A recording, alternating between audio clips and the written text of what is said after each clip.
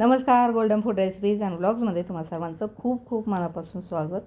आज आपण बनवूयात मिठाई. त्याच्यासाठी आपण एक छोटी वाटी घेतली आणि ती 3 वाट्या आपण बदाम घेतो इथे.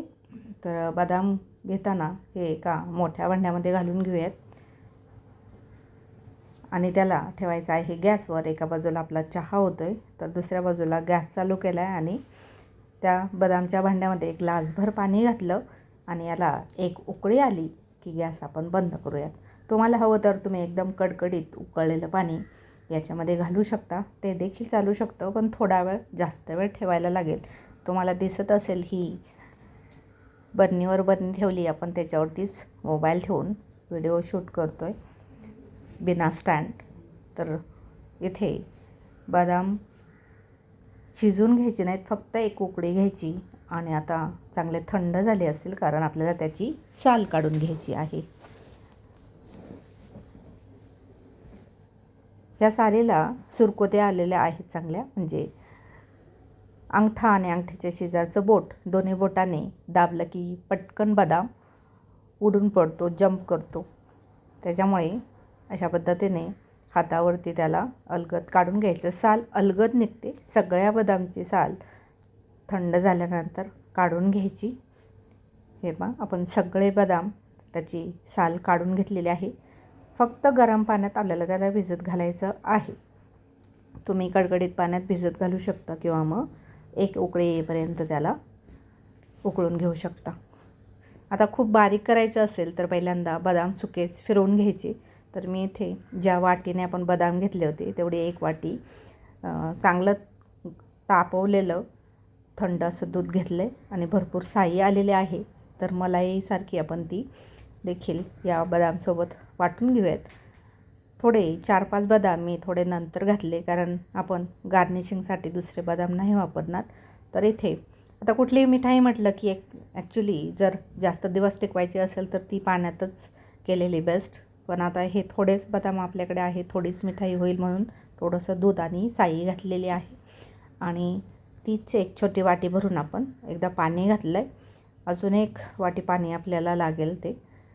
तर अजून काही बदाम तसेच आहेत, पण ते आपल्याला तसेच ठेवायचे कारण मी चांगला फिरवून घेतल्यानंतर थोडंसं 4-5 बदाम पुन्हा घातले होते. तर अजून एक वाटीभर पाणी मी घातलेलं आहे, म्हणजे 2 वाटी पाणी ज्या वाटीने आपण बदाम घेतले आणि 1 वाटी दूध घातले आहेत आणि चांगला एक हा जो चमचा दिसतो आहे पोहे खायचा तर तो भरून आपण साई घातलेली आहे.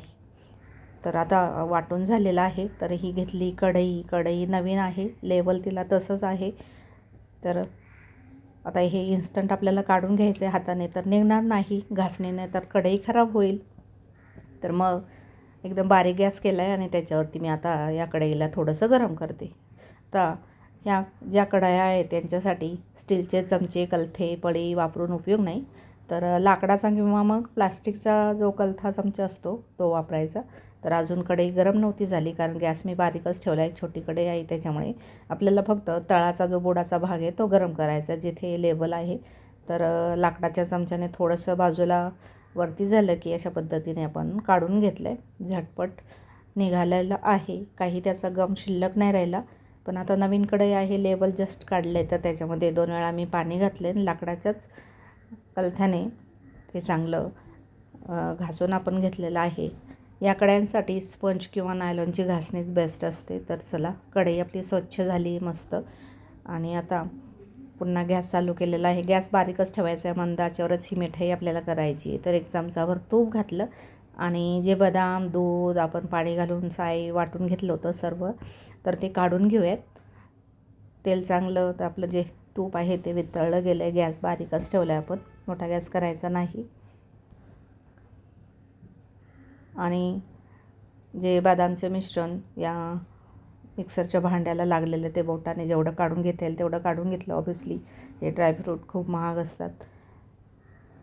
तर एकदा मिक्स करून घेतलं तुपामध्ये हे मिश्रण आणि मग मी अशा पद्धतीने काढून घेतलं, नाही तर खालच्या बाजूला जळू शकतं.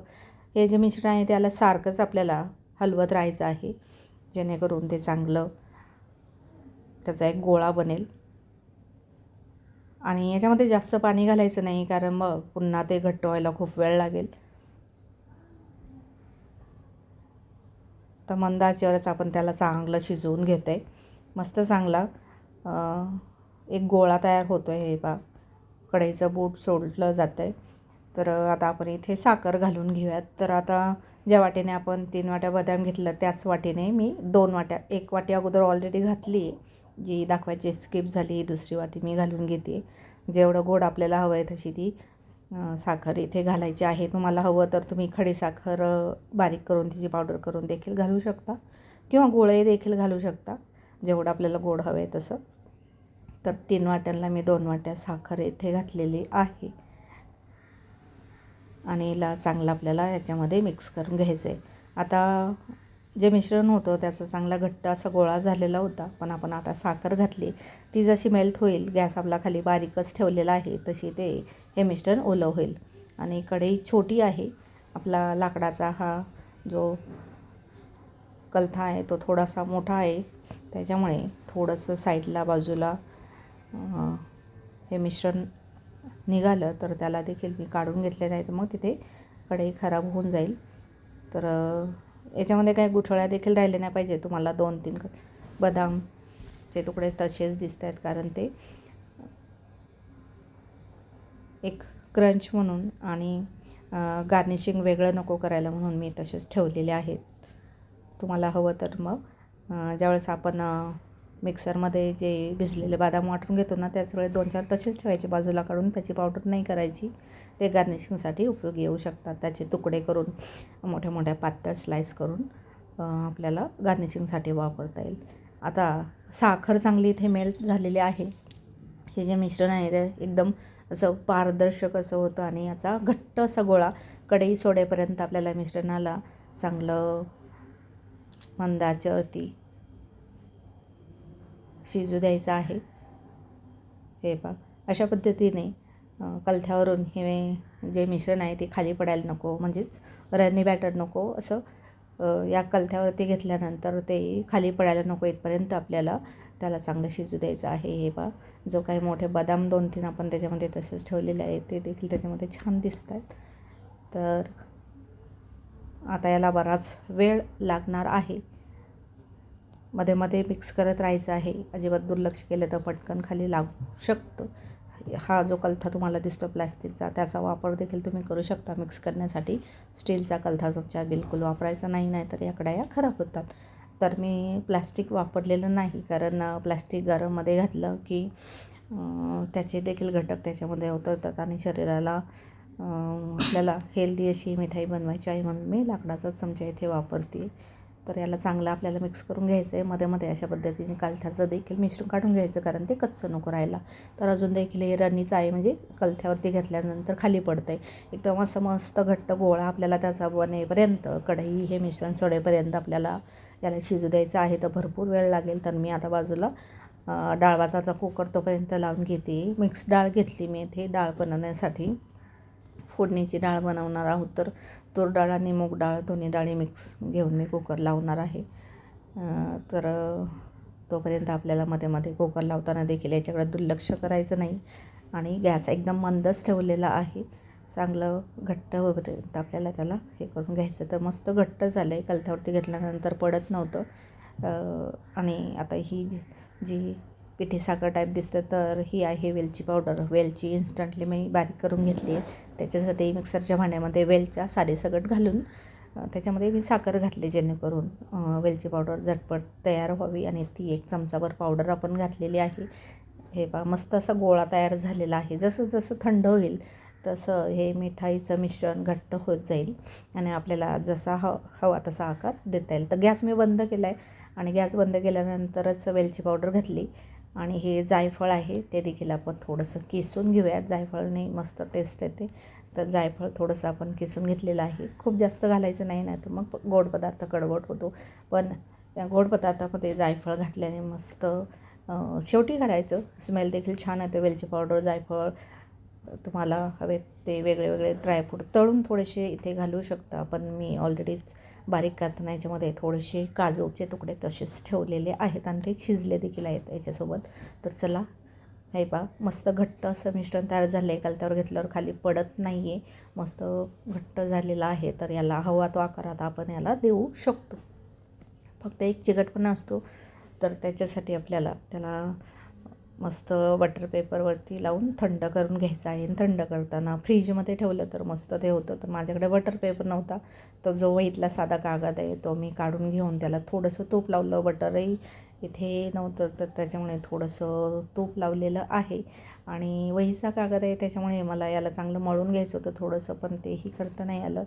तर वाटीने चमच्याने वेगळे प्रयोग करून मी याला चांगलं असं फ्लॅट करून घेतले सपाट. ॲक्च्युली जेवढी आपण पेपर ठेवून लाटून घेऊ ना तशी मस्त चिकनाई ते आपण याच्या हव्या त्या आकाराच्या वड्या पाडून घेऊ शकतो. तर आता याला मी वरतीच ठेवलं होतं बऱ्याच वेळ, पण याचा चिकटपणा असल्यामुळे त्याच्या वड्या व्यवस्थित पाडल्या जाणार नाही माझ्या लक्षात आलं. तर बघूयात आता आपण हे अजून मी फॅनखालीच ठेवलं होतं. 15 मिनटानंतर मी विचार केला की चला आता आपण जरा एक कट देऊन घेऊयात आणि वड्या पाडून घेऊयात. तर जो काही चिकटपणा आहे तो कमी झालेला नाही, कारण याच्यामध्ये आपण मलाई घातलेली आहे. तर मग याला फ्रीजमध्ये ठेवूयात, म्हणजे मस्त सेट होतं आणि छान अशा कडक झाल्यानंतर आपल्याला वड्या पाडता येतात. तर एक साईडला अशी कट देऊन घेतल्यानंतर मी त्याला ठेवलं फ्रीजमध्ये. तोपर्यंत जो डाळ भाताचा कुकर आहे तो झाला आणि तिकडे डाळीला फोडणी देखील दिली. कुकर म्हणण्यानेच थंड होईपर्यंत हे बघा मस्त आपली फोडणीची डाळ तयार झालेली आहे. तोपर्यंत हे मिश्रण मी फ्रीजमध्ये ठेवलं होतं, नॉर्मल फ्रीझरमध्ये नाही. तर छान सेट झालं, म्हणजे एवढं कडक झालेलं आहे की सुरीने कापताना सुरीला ते अजिबात लागत नाही. तर छान अशा त्याच्या आता आपण वड्या पाडून घेऊयात. तुम्हाला मी दाखवते, अजिबात ते सुरीला चिटकत नाही आहे मस्त सेट झाल्यामुळे. तर नॉर्मली हे वरतीच ठेवून होईल सेट, पण बराच वेळ लागेल. म्हणून थोडं जर झटपट हवं असेल तर तुम्ही फ्रीजमध्ये ठेवू शकता. मस्त अशा हव्या त्या आकाराच्या वड्या पाडू शकता. बदाम कतली देखील म्हणू शकता. बदाम कतलीसारखे तुम्ही ट्रायंगल शेपमध्ये कापू शकता. आता हा कागद वहीचा असल्यामुळे थोडंसं पटकन कागद निघाला नाही आणि त्यालाही मी थोडं जास्त बटर लावायला हवं होतं, तर मी थोडंसंच तूप लावलं होतं, त्याच्यामुळे मग थोडासा तो चिटकून बसला होता. पण चला, मस्त आपल्या वड्या तयार झालेल्या आहेत. इन्स्टंट अशी आपली मस्त मिठाई तयार झालेली आहे. चवीला तर एकदम मस्त छान झालेली आहे. तुम्हाला हव्या त्या वेगळ्या टेस्टची जर तुम्ही गूळ घातला किंवा मग खडीसाखर घातली साखरेऐवजी, नॉर्मल साखरेऐवजी, तरी देखील याची टेस्ट एक युनिक अशी होऊ शकते. व्हिडिओ पाहिल्याबद्दल थँक्यू.